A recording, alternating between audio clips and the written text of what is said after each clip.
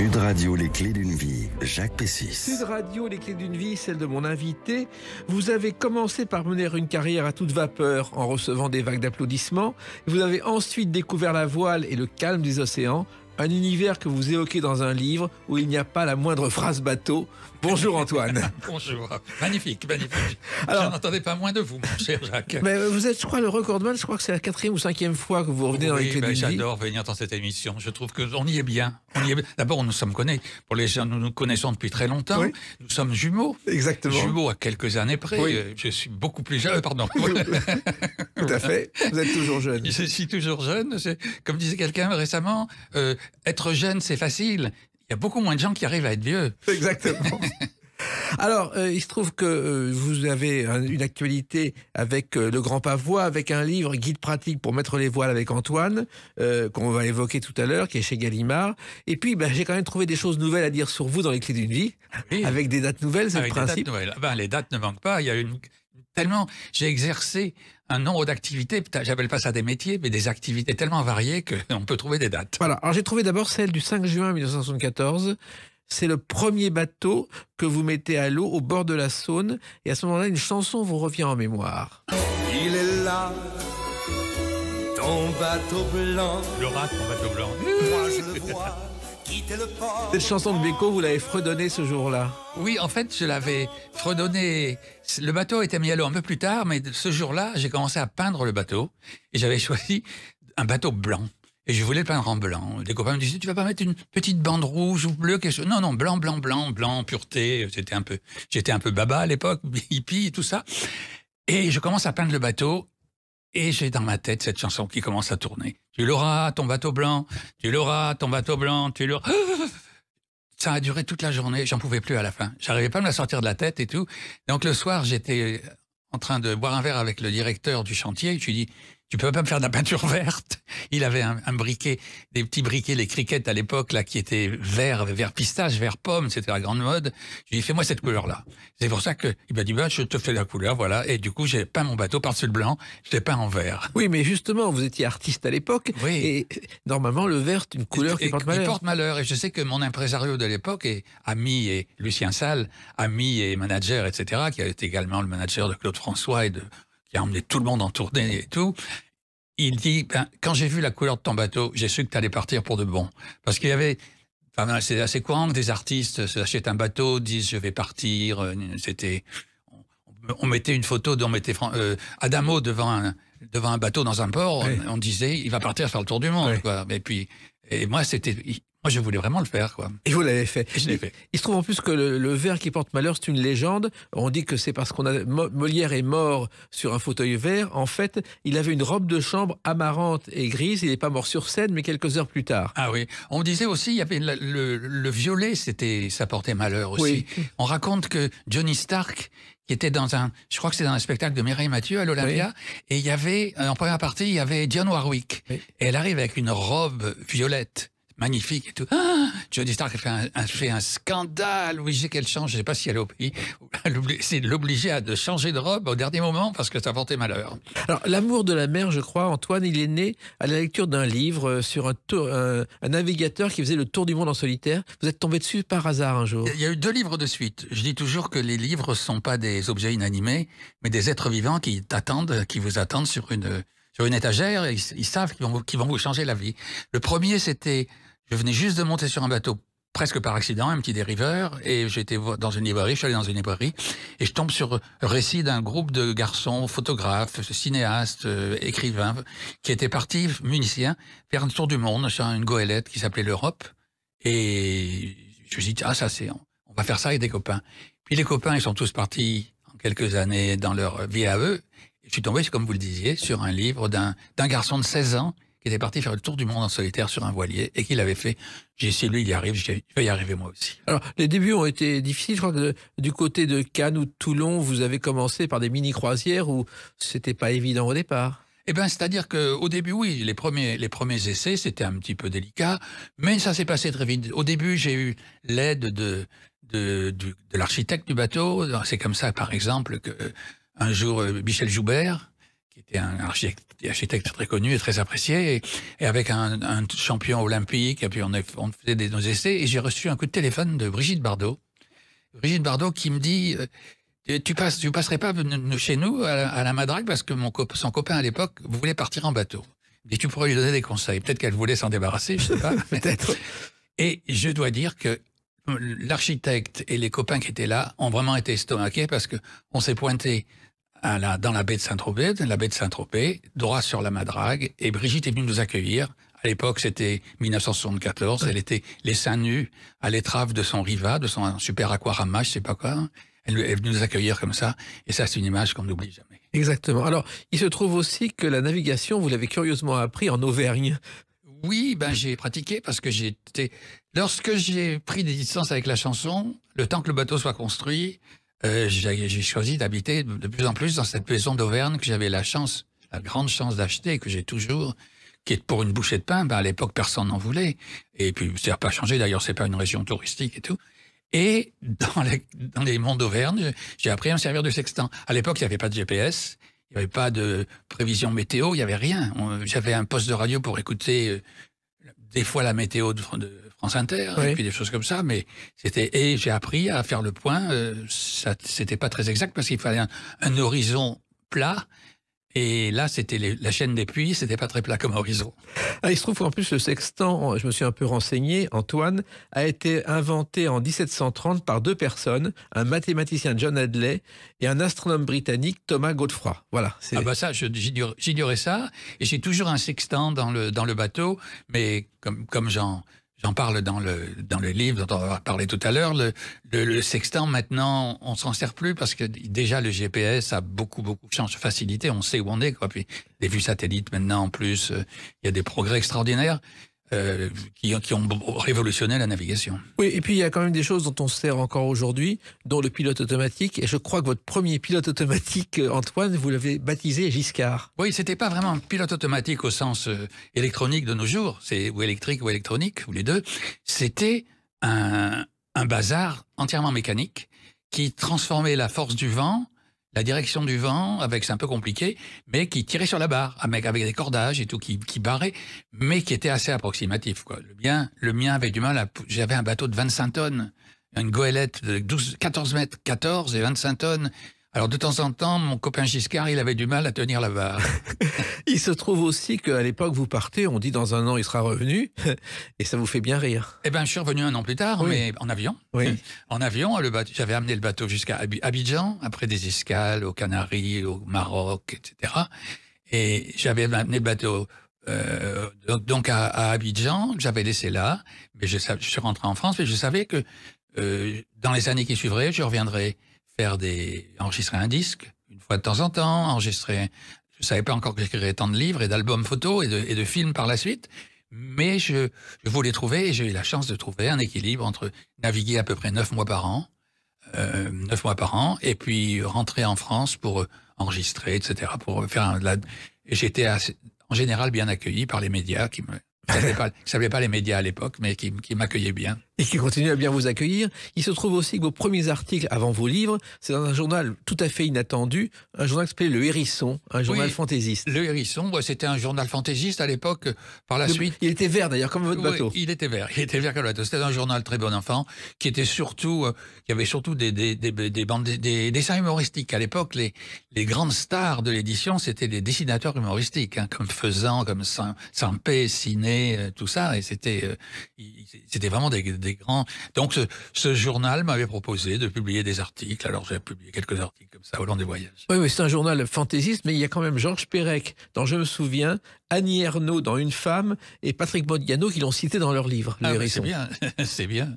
Alors il se trouve aussi que vous êtes allé, vous avez voyagé beaucoup et vous avez découvert des pays, et d'un pays vous avez ramené une chanson. Oh marinière, marinière, d'où te vient ta liberté, du roulis de ton navire, de la mer qui t'a bercé. Alors ça, c'est le résultat des voyages au Brésil, je crois. Voilà, j'avais eu la chance déjà d'aller au Brésil, écouter un groupe formidable qui comprenait entre autres Gilberto Gil et Caetano Veloso. Avec les Os Mutantes, quand j'étais allé chanter, une chanson sur le match de football au festival de Rio en 68. Et en arrivant au Brésil, la musique m'a sauté dessus. Et comme j'ai enregistré chez RCA à l'époque, RCA avait une agence, avait un bureau à Rio. Et donc, ils m'ont demandé d'enregistrer un album. Et ça, c'est un souvenir inoubliable parce que j'étais avec toute une équipe de musiciens brésiliens d'un talent incroyable. Mais alors, ils avaient un problème, c'est que sitôt qu'il y avait un match de foot qui se jouait n'importe où dans le pays, ils quittaient le studio, ils disparaissaient. Et où ils sont? Et on allait voir, on les trouvait en régie, dans le couloir, devant la télé.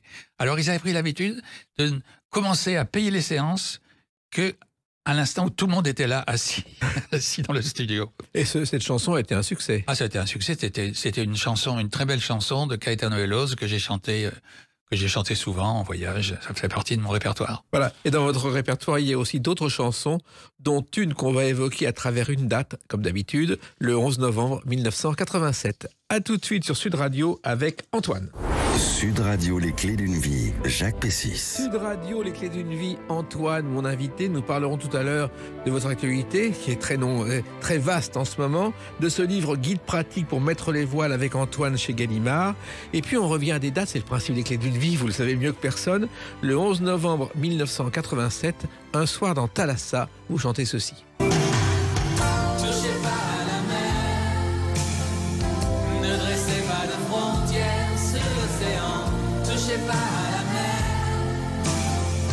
Chanson devenue culte et qui est née par hasard sur votre bateau, Antoine. Oui, née par hasard sur mon bateau parce que on avait des difficultés à accéder à certains lagons pour toutes sortes de raisons. Et je disais, on va pas mettre des frontières sur l'océan, on va mettre des barbelés dans Et tout d'un coup, j'ai eu envie d'écrire cette chanson. Alors au début, c'était pas forcément une chanson pour l'environnement, mais évidemment, quand j'ai commencé à l'écrire, dès la 3e ligne, les oiseaux blancs sont arrivés, les baleines et les grands oiseaux blancs, etc. Vraiment, c'est devenu une chanson qui a eu étonnamment un grand retentissement, puisque quand je suis rentré en France, le gouvernement de l'époque l'avait choisi pour donner envie aux enfants, pour inciter les enfants de tous âges, d'ailleurs de 5 à 95 ans, à protéger la mer. Je l'ai chanté un peu partout, dans cette idée. Beaucoup de personnes l'ont enregistré, des chorales, des enfants des écoles avaient fait des dessins sur ça. C'est une chanson vraiment que à mon répertoire depuis longtemps, quoi, une chanson très importante. Oui, et une chanson qui va revivre aujourd'hui de façon très particulière. Oui, j'en parle pas beaucoup, je vais dire un petit mot, mais on a vraiment eu de quantité d'enregistrements de cette chanson. Je vous en dis pas plus. Oui. Mais dans des ambiances extraordinaires, à part des groupes de salsa, de folk, mais aussi de merengue, de bachata, de country, etc.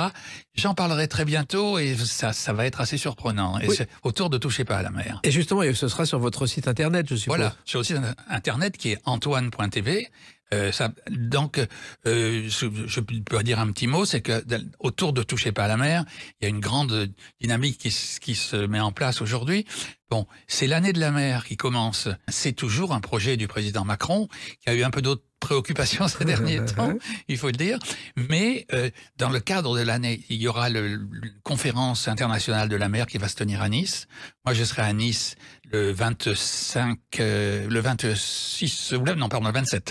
Le 27 septembre pour dédicacer dans un endroit qui s'appelle l'Artistique.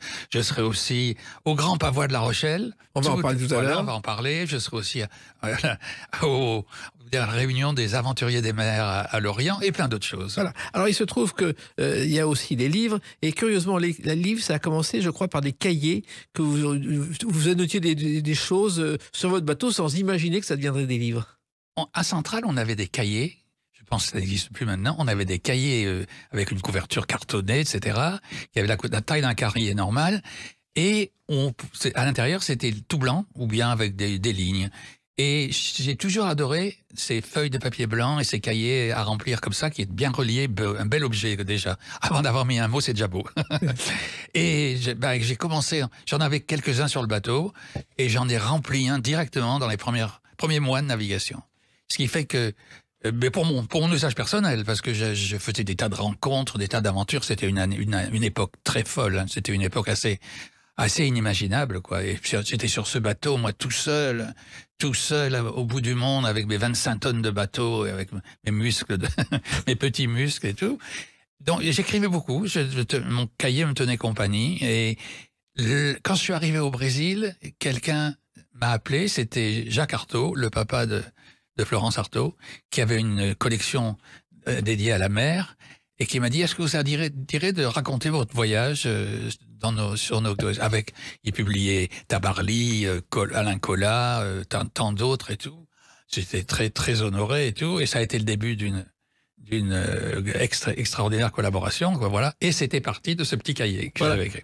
Et il se trouve aussi que le fait que ces livres aient du succès, il y en a eu 3 pour commencer, il y en a eu d'autres ensuite, ça a donné des idées à d'autres, et notamment à celui-ci. C'est pas l'homme qui prend la mer, c'est la mer qui prend l'homme. Moi la mer, elle m'a pris au dépourvu. Tant pis, j'ai eu si mal au cœur. Alors vraiment, Renaud est venu vous voir un jour. D'abord, c'est un fan, je crois, absolu. Oui, c'était un fan. J'ai eu l'occasion de chanter un peu par la suite, mais c'est de chanter en duo avec lui dans une émission de Michel Drucker. Oui. Salut Michel. De chanter Touchez pas à la mer, un pot pourri, d'autres chansons, des siennes et des miennes, surtout Touchez pas à la mer. Et il avait pris le parti de défendre la mer comme moi et tout. Et Renaud, il était venu me trouver, il voulait, tout d'un coup, il me dit, j'ai lu tes livres, et j'ai craqué, je me suis commandé un bateau, et je vais partir avec Dominique et ma fille, Lolita, qui entre parenthèses s'appelait Lola ou Lolita, m'a-t-il dit, à cause de la chanson Lolita. Exactement. Mais qu'est-ce que j'ai mon vieux, je suis peut-être amoureux. Le 18e arrondissement est un quartier épatant. Ça, c'est Lolita, la chanson. Voilà, c'est la chanson. Donc, je suis parrain virtuel de quelques Lolita, mais aussi de beaucoup de Cannelle. Oui. Beaucoup de Cannelle qui était un prénom qui n'existait pas et qui, lorsque les prénoms se sont légalisés, se sont libérés, je veux dire, il y a eu beaucoup, il y a des centaines de petites Cannelle actuellement. Je l'appelle Cannelle parce que son corps est bronzé. Je l'appelle Cannelle. C'est vrai qu'on vous doit beaucoup de choses, finalement. Oui. Bon, Renaud, il avait un bateau qui n'était pas adapté, je crois. Il avait un bon bateau, mais il n'avait pas su, je l'ai peut-être pas assez bien... conseiller, il m'a demandé des conseils, mais son bateau était déjà en construction, je ne pouvais plus beaucoup le conseiller. Mais j'aurais dû lui conseiller de faire très attention au golfe de Gascogne, qui a l'air de rien par beau temps, oui, mais qui est un des endroits les plus dangereux de la Terre, quoi. Et quand il est parti avec sa femme, sa gosse et un skipper qui n'était pas un vraiment sérieux skipper et qui aurait disposé de tout son temps, on ne part pas, la météo est mauvaise, etc. Ils sont partis. Et 2 jours après, c'était l'horreur, il criait. Il le raconte dans ses mémoires de sa femme crier, on ne foutra plus jamais les pieds sur ton bateau de merde. C'était vraiment incroyable, quoi. Et ça n'a pas allé c'est pas allé beaucoup plus loin, quoi. Ils ont navigué un petit peu, mais ce grand rêve de partir longtemps n'a pas eu lieu. Voilà. Il se trouve que c'est pas l'homme qui prend la mer, c'est la mer qui prend l'homme. La phrase lui a été soufflée par Dominique Lavanant, la comédienne, parce que le père de Dominique était mort noyé. Ah ouais. C'est pour ça qu'il a gardé cette phrase, qui est la deuxième phrase de la chanson. Eh bien, la dernière phrase de la chanson est également la dernière phrase, c'est peut-être pas la dernière phrase de la chanson, c'est une des phrases de la chanson, et la dernière phrase de mon premier livre, la mer, c'est le pied. Voilà. Et il dit, c'est pas le pied, quelque chose comme ça, voilà. Il se trouve aussi que quelqu'un d'autre... C'est de la plaisance, c'est le pied, voilà, il dit. Et je dis pas que j'ai inventé le mot le pied, mais je suis pas sûr qu'il n'ait pas pris ça de mon livre, de la fin de mon livre. C'est un bon échange. Alors, il se trouve aussi que quelqu'un d'autre de très connu, et que vous avez bien connu dans vos jeunes années, vous a demandé des conseils sur la mer, c'est Johnny. Ah bah oui, Johnny. Et un jour, il m'a téléphoné, il m'a dit... Vous étiez plus fâché, là? Non, mais la fâcherie était très, très superficielle et ça n'a pas duré longtemps. Et il m'a dit, tu vas me conseiller un bateau, Et moi, je lui avais conseillé un très beau voilier qui se construisait dans le même chantier que le mien, en aluminium, un procédé ultra moderne, extraordinaire et tout, faire un très très beau bateau. Mais lui, ce qu'il voulait, c'est un yacht à moteur, voilà. Un gros bateau à moteur, quoi. Mais il a quand même passé des années sur la mer. Je dis, il a eu un bateau qui rejoignait de temps en temps, quoi.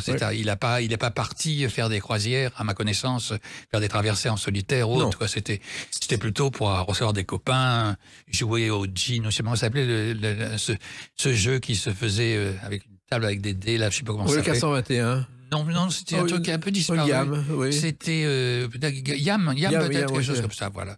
Alors en fait, son premier bateau qui faisait 873, qu'il avait acheté aux États-Unis, il a été remis à neuf et à l'eau à Arcachon par un passionné de Johnny, voici quelques mois. Ah oui, pour les passionnés de bateaux anciens, j'ai vu un truc, on envoie des choses sur Internet, et c'est le bateau de Plein Soleil.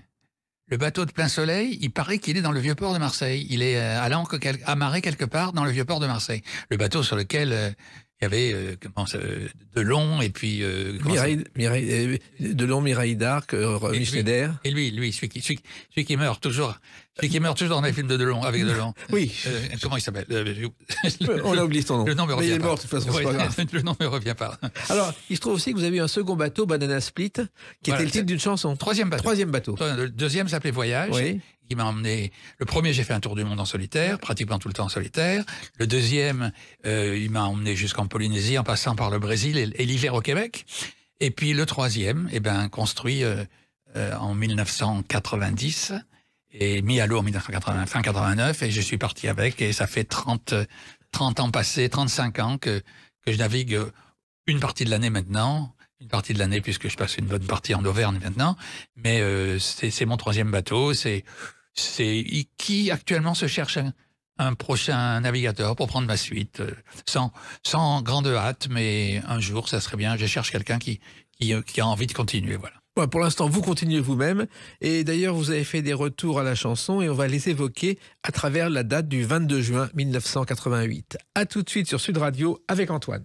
Sud Radio, les clés d'une vie, Jacques Pessis. Sud Radio, les clés d'une vie, mon invité Antoine, une lourde actualité, notamment ce livre Guide pratique pour mettre les voiles avec Antoine, plus le grand pavois, plus des conférences, enfin, on en parle tout à l'heure.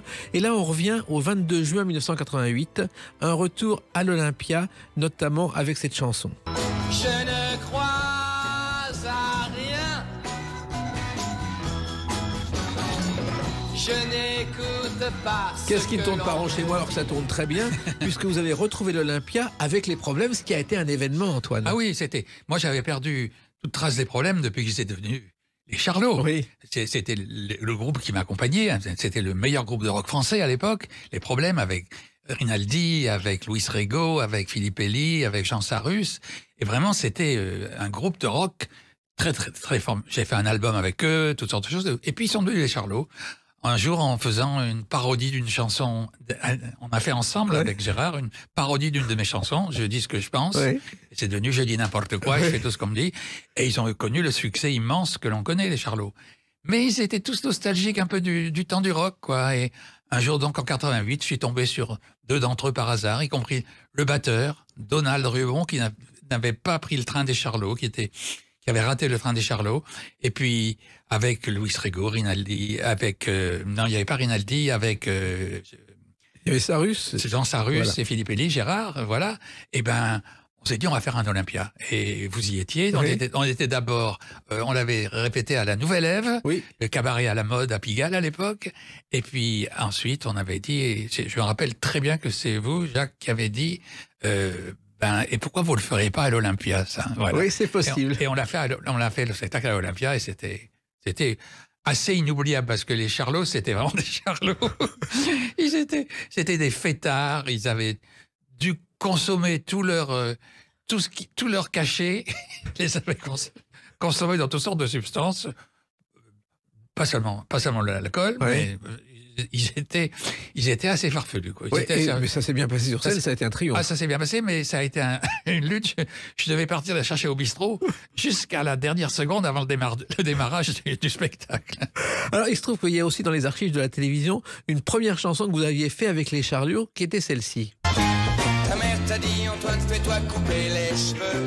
T'aurais mieux fait de le faire, tu serais beaucoup mieux. Comme ça, on serait les seuls à se faire remarquer. On serait les seuls à élucubrer. C'est contre l'élucubration problématique au temps des élucubrations.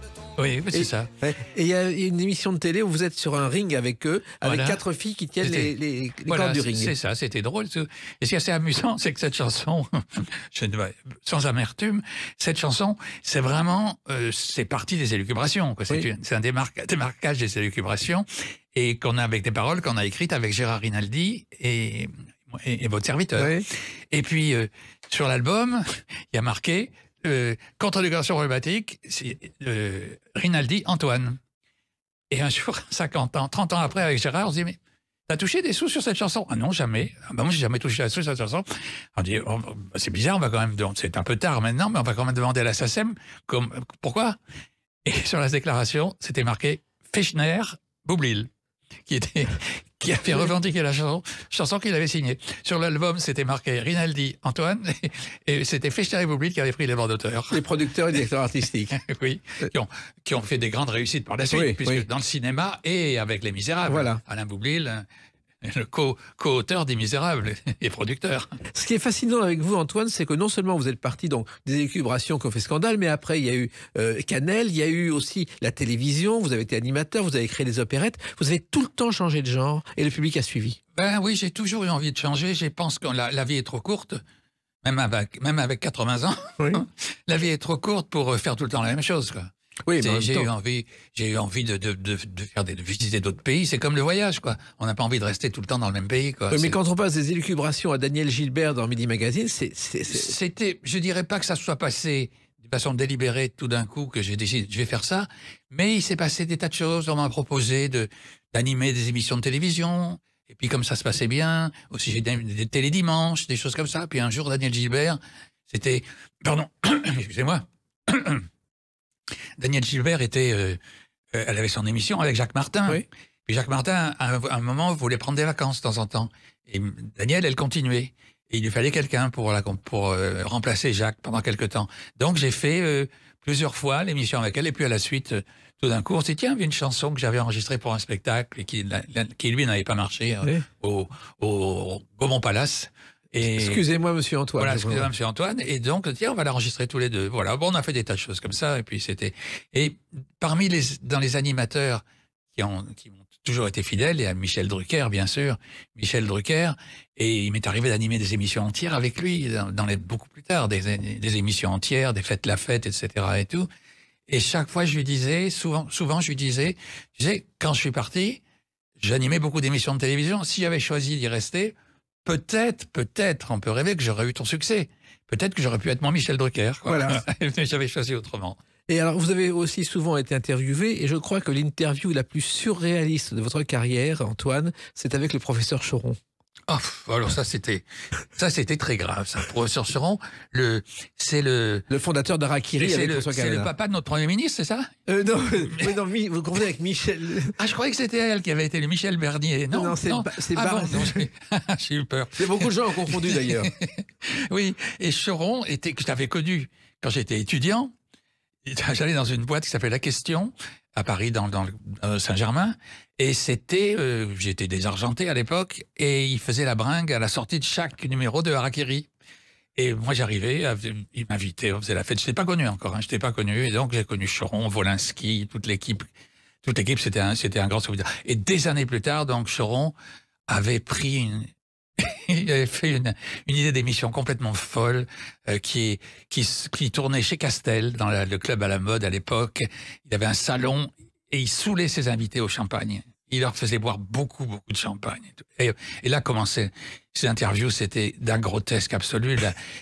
Pour moi, j'arrivais du Brésil et il avait trouvé un trans brésilien, magnifique trans brésilien qui était là, qu'il avait amené, et c'était moi qui étais censé le lui offrir. Je l'avais trouvé au large du Brésil. Enfin, mais il était grave. Choron, je l'adorais, mais il était très dangereux. Oui, non, c'est une émission avec les Cicciolina, vous savez, cette fille qui s'est présentée aux élections en Italie, et il lui avait fait des choses épouvantables avec des soldats casqués autour d'elle, dignes de Mussolini. C'était hallucinant. Elle n'en est toujours pas revenue, je crois. Voilà. Il a été terrible pour Jean-Luc Lahaye, parce qu'il l'a invité. Qu'est-ce que Jean-Luc? Moi, qu'on me mette un travesti dans les bras comme ça avait rien à perdre. Moi, j'arrivais du bout du monde et tout. Mais Jean-Luc, qui avait une émission extraordinaire sur TF1, au profit, pour des charités, des choses de bienfaisance, etc. et tout, il a accepté une interview de Choron.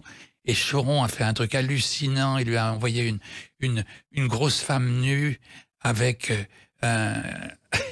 écrit Maison Bouygues sur son ventre, et une Maison Bouygues, et la foufounette de la femme, c'était le tapis, le paillasson. C'était horrible. Et Et il avait bu, etc. Il a dit n'importe quoi et ça a mis fin à son émission. Hélas, oui. C'était terrible.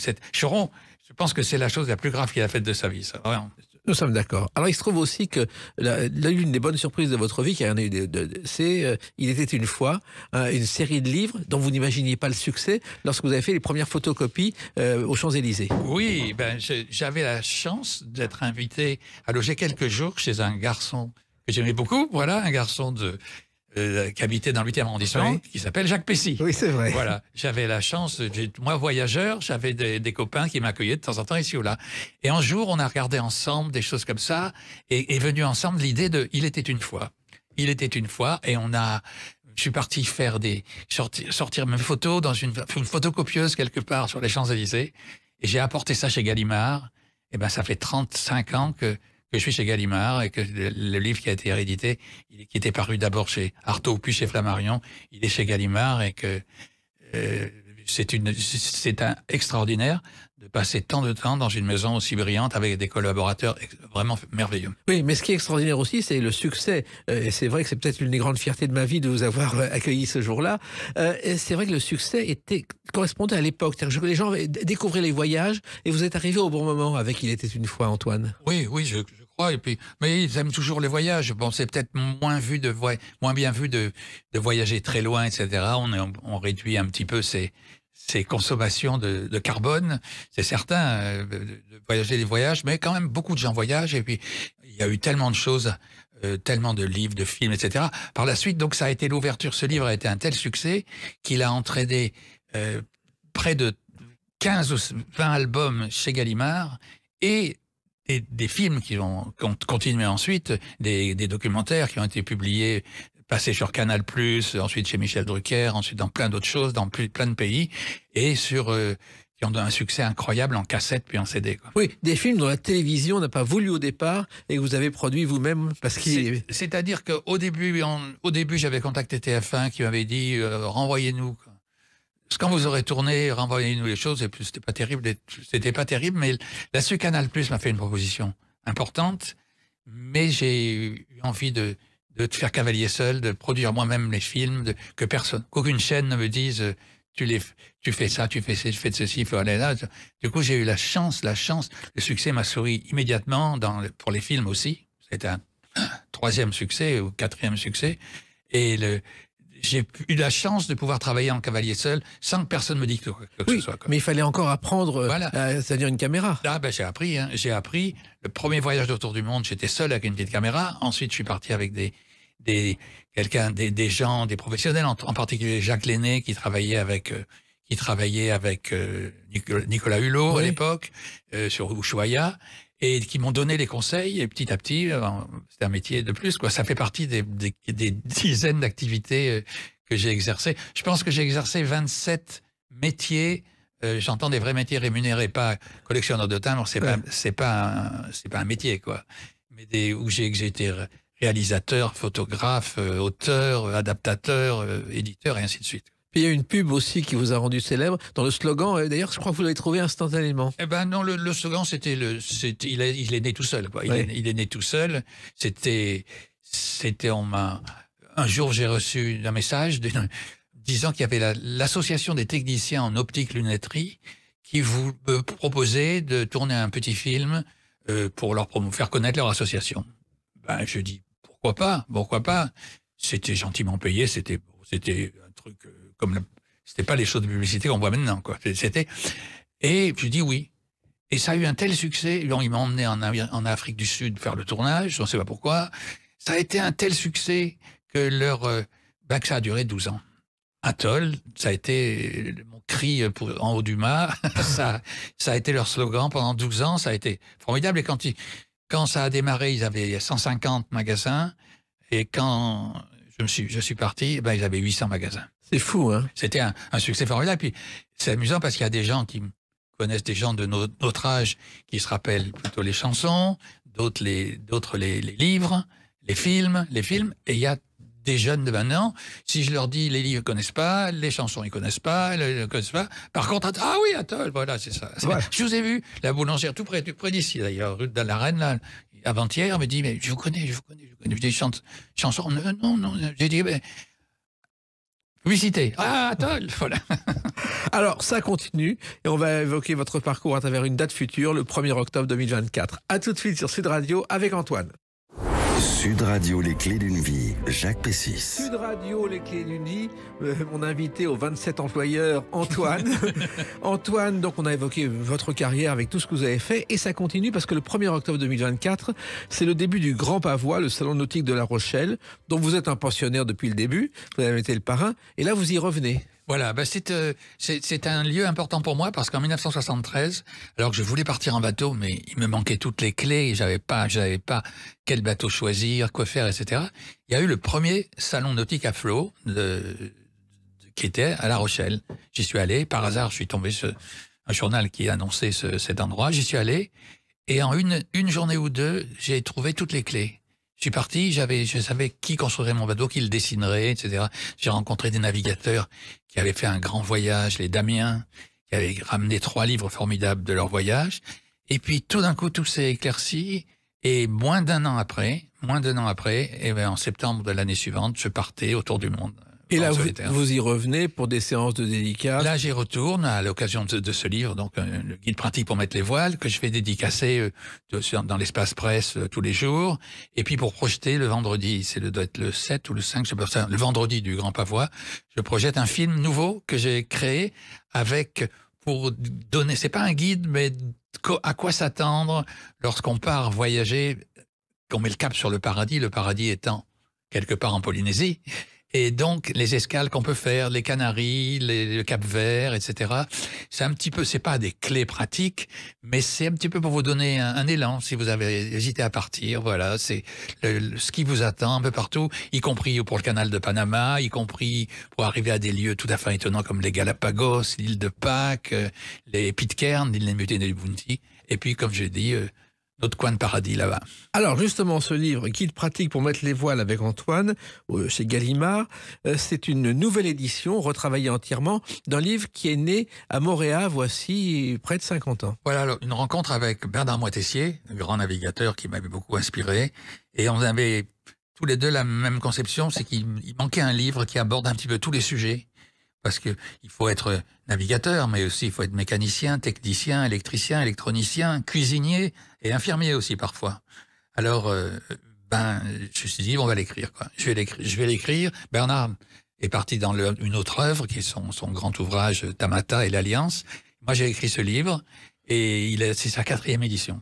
4e édition, retravaillée entièrement. Ah oui, entièrement. Et puis en plus, maintenant, avec les possibilités qu'on a maintenant, les nouveautés, aussi bien sur la navigation, beaucoup de choses ont changé, et même sur la présentation du livre, parce que c'est un livre qui est devenu enrichi de plein de photos qui font rêver, et puis beaucoup de conseils pratiques, et il y a également beaucoup des QR codes qui conduisent à des vidéos de démonstrations pratiques, à toutes sortes d'informations comme ça, quoi. C'est un livre aussi pour s'amuser, mais c'est un livre destiné à ceux qui, quelque part, rêvent...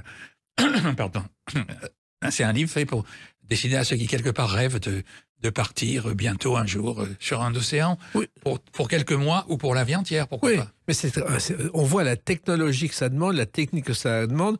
Alors, il y a plein de conseils. Ça commence par le choix du bateau. Le choix du bateau, on l'a vu avec Renault, il ne faut pas se tromper. Voilà, il ne faut pas se tromper. Et j'explique, entre autres, la taille du bateau. La taille du bateau, par exemple. Certains se disent, on va se mettre à 2 pour avoir un plus grand bateau, 2 couples, par exemple. Mais ça, généralement, ça marche pas, parce que mettez 2 couples dans la même maison, ça marchera pas. Ça va pas bien marcher longtemps. Alors, sur un bateau, c'est encore plus grave. Donc, il vaut mieux prendre un bateau, à la limite, 2 couples d'amis. Il vaut mieux qu'ils aient 2 bateaux séparés, plus petits, qui se retrouvent au mouillage, qui se retrouvent à l'ancre quelque part. Ça, c'est beaucoup mieux. Donc, je dis par exemple, là, pour un bateau, la bonne taille d'un bateau, il faut pouvoir le manier tout seul. Il faut pouvoir y dormir à 2, y boire des coups à 4, non, il dînait à 4, il prendre l'apéro à 8, il faire la bringue à 16. Exactement. Voilà, mais il faut qu'on puisse le manier seul déjà. Oui, mais il faut surtout aussi suivre les conseils importants, et notamment la technologie a évolué. Vous avez connu le temps où on communiquait par ondes courtes, maintenant il y a les GPS. Voilà, il y a le GPS, il y a toutes sortes de communications, des météos bien meilleures grâce à Internet, grâce aux photos satellites. Des lieux comme les lagons de Polynésie, où il était très dangereux de se balader si la lumière n'était pas excellente, si on n'avait pas le soleil derrière soi pour révéler des patates de corail, ça s'appelle les coraux qui sont à fleur d'eau. Maintenant, on a les photos satellites d'excellente qualité, quoi. Il y a également les communications. Alors actuellement, il y a un problème avec... je parle dans le livre de Starlink. Oui. Moi, je suis pas très fan d'Elon Musk, Oui. mais le Starlink était très prometteur, mais apparemment, actuellement, ils ont changé, depuis quelques jours seulement, ils ont changé, et il devient difficile et coûteux d'avoir Starlink pour traverser un océan. Alors, c'est pas très clair, ça change un peu tous les jours. J'espère qu'ils vont réfléchir à ça, parce qu'il y a beaucoup de navigateurs qui ont déjà misé sur Starlink pour comment dire, la sécurité. La sécurité, le confort, recevoir des messages, des météos précises. Avant, on avait l'Iridium qui était un truc très très lent, mais qui était formidable, qui était très très bien déjà. Mais là, le progrès en question, et ces jours-ci, est un peu remis en question, quoi. Donc, il faut suivre, c'est une affaire à suivre. Voilà. Puis il y a les courriels aussi qui ont transformé votre vie. Oui, ben le courriel, comment dire. Le courriel aujourd'hui, pour correspondre, vous n'avez plus à attendre à un port. Ah oui, courrier. oui, d'accord. Vous dites courriel, vous, je dis, Oui. vous êtes québécois. Non, moi, je dis mail, Oui. mais même pas mail comme ça a été suggéré avec M et L, c'était Oui. très bizarre. Non, c'est vrai, bon, la communication a totalement changé, et puis tous les trucs comme WhatsApp, Ça change tout. tout ça, tous les trucs comme ça, ça, à l'époque, il y avait des communications. Quand je suis parti, je faisais 1 ou 2 coups de téléphone par an depuis un endroit où c'était très compliqué. Ouais. Maintenant, on est tout le temps au téléphone. Alors. C'est pratique. Alors, il se trouve aussi qu'il y a le problème de la nourriture. Parce que souvent, quand on monte en bateau, on se dit, mais qu'est-ce qu'on va manger pendant quelques mois? Alors, tout est possible, y compris faire son pain. Oui, faire son Pain. son pain, oui, parce que j'avais entendu faire son point, Non. le point au sextant. Non, faire son pain, oui, bien sûr, c'est la recette du pain et du banana bread qui sont une spécialité des bateaux en particulier. Bon, quand on parle de cuisine, ma compagne Francette, qui me fait une cuisine extraordinaire, vraiment très, très, qui me fait manger des merveilles, elle rigole parce que mes recettes dans le livre sont simples. Pour beaucoup, elles datent d'une époque où même on ne pouvait pas avoir de la viande sur le bateau. Comme maintenant, on a assez facilement, les bateaux ont facilement un peu de réfrigération, etc. Mais des fois, ça tombe en panne, tout ça. Alors, je donne même des conseils pour faire des choses comme ça, sans aucune... Des aliments comme les bananes séchées, le pain, justement. Des choses toutes simples à faire en bateau. Oui, et il y a de plus en plus de gens qui vont en bateau, justement, même pour quelques semaines ou quelques mois. Oui, c'était... Beaucoup de gens retournent à la nature, et c'est un peu... Chaque fois qu'il y a dans le monde des inquiétudes sur la situation mondiale, etc., que les gens craignent que la situation s'envenime ici ou là, eh ben, ils cherchent des endroits perdus au bout du monde, quoi. Oui. C'est vrai, ça se présente maintenant comme à d'autres périodes. Et d'ailleurs, vous avez connu ça au moment d'une guerre où vous êtes retrouvé pratiquement en bateau, pas loin de la guerre qui éclatait dans les années 90. 90 Vous faites allusion à quelle période? Je crois que c'était la guerre d'Irak ou la guerre du Sahel. Ah oui, c'était parce que j'allais parler d'une situation où j'allais arriver au Nigeria, et j'ai heureusement entendu à la radio qu'il y avait eu un coup d'État, qu'ils avaient fermé les frontières. Je suis vite parti ailleurs, quoi. Mais c'est vrai, pendant qu'il y a eu je crois que c'était en Irak. Oui, c'est ça. Et que à un moment, on avait le GPS déjà. On avait déjà le GPS, et par hasard, il se trouvait que j'étais en communication VHF, qui ne porte pas très loin, avec d'autres bateaux qui traversaient l'Atlantique comme moi, et on s'était tous rassemblés sur les ondes, et on comprenait pas, le GPS devenait tout erratique. Les positions étaient bon, c'est pas trop dangereux, on était au milieu de l'océan, on avait encore des sextants et tout, mais en fait c'était inquiétant, et en fait, c'est 2 jours après, les Américains débarquaient en Irak, je crois. Voilà, c'est ça. Et on a pensé qu'ils avaient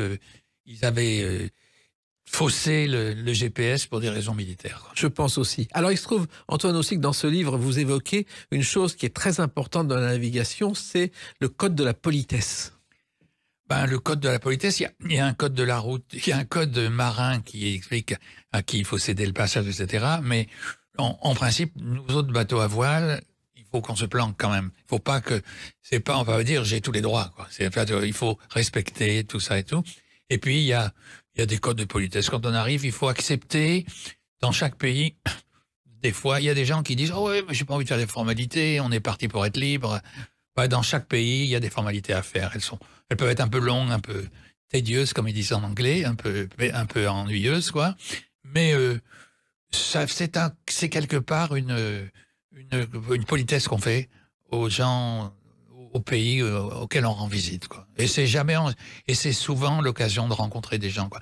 Actuellement, quelqu'un m'a dit récemment, un youtubeur m'a dit récemment que j'étais quelque part le précurseur des youtubeurs d'aujourd'hui. Moi, je regarde souvent quelques youtubeurs comme, par exemple, qui est dans le Midi, qui s'appelle Corail en voyage, ou bien d'autres qui sont en Polynésie, qui s'appellent Black Lion, ou des Américains qui ont des catamarans, des choses comme ça. Et ce qu'ils font, c'est un peu ce que j'ai commencé à faire avec les livres et les films et tout. Et c'est intéressant. Moi, je les suis assez souvent parce que ils ont des enseignements qui sont souvent adaptés à l'époque d'aujourd'hui et ils méritent qu'on s'y intéresse, quoi.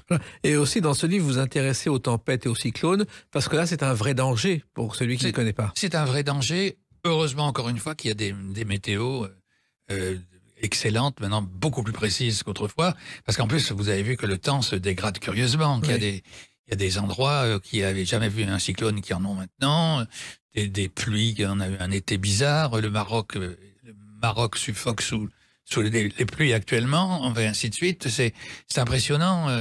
La météo évolue. C'est bien, c'est certain que recevoir une bonne météo, ça aide beaucoup. Or, à l'époque, quand je suis parti, on quittait un endroit pour une traversée de 8 ou 10 jours, on ne savait pas quel temps on aurait le lendemain, quoi. On n'avait aucune idée, hein. Alors, il y a aussi une autre chose, c'est-à-dire que beaucoup de gens qui font du bateau sont persuadés que les navigateurs ne dorment pas la nuit. Ben, on dort, il faut être... Bon, quand on est plusieurs, la loi, il doit y avoir quelqu'un qui veille toujours. Alors, c'est pas le cas, enfin, en particulier dans les courses, où ils vont à toute vitesse et tout, mais nous allons tout doucement. Même les bateaux les plus modernes vont à 6, 8 nœuds, 10 nœuds peut-être. C'est pas, avec ça, on peut pas faire de tort à d'autres personnes, quoi, mais on peut avoir des problèmes nous-mêmes, quoi. Donc, quand je dors, quand je suis seul, moi, j'explique j'ai une petite sonnerie très sommaire, tout simplement un petit appareil à 5 € et qui a une sonnerie très forte et que je règle sur 20 minutes. Et on peut calculer, on est à peu près sûr que sur 20 minutes, un bateau n'a pas le temps d'arriver, de vous télescoper, quoi. Voilà. Alors c'est une des méthodes. Mais en quelque sorte, on dort en veillant et on veille en dormant quand on est seul. Alors, pour l'instant, vous n'allez pas beaucoup dormir parce que votre actualité, il y a donc ce grand pavois, mais il y a aussi derrière une série il y a l'Orient, il y a... L'Orient, comment ça s'appelle, les clubs des aventuriers de la mer. Voilà, c'est à l'espace Tabarly, à l'Orient. Il y a également, ça c'est une visite amicale, c'est Titouan Lamazou qui m'a fait l'honneur de faire la couverture du livre, là, de mettre les voiles. De la réédition, là, il a fait une exposition